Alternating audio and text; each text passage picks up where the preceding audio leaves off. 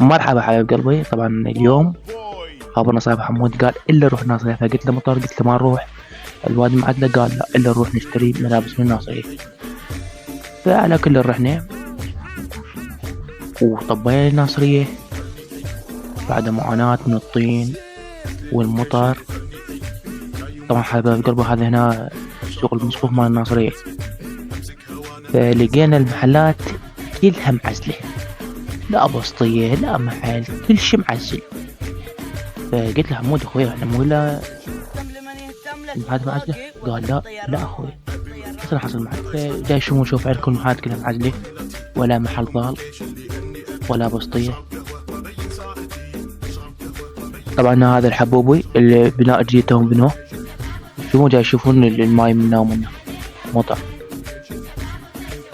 هنا هاي البسطيات كلها معزلة، ولا بسطية انبسط اليوم لأن مطر ومعاناة، حتى الغراض تتنقع. هنا هم السوق كله معزل. يا ما نروح إلا نروح دبق تثبت. لا مجودر. هنا هم جاي ندور محل انبسط نشتري من عنده، ما حصلنا.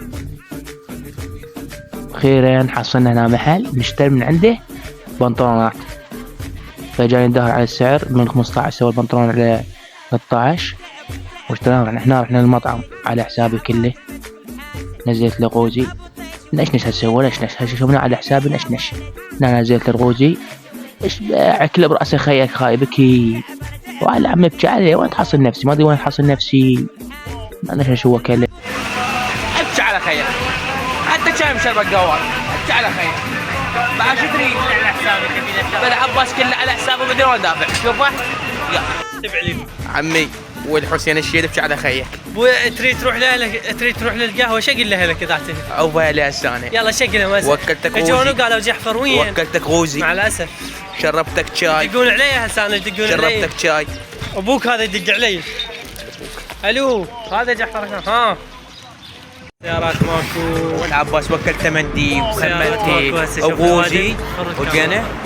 سيارات ماكو، هاي سيارات هاي وقت كلها ماكو ناس.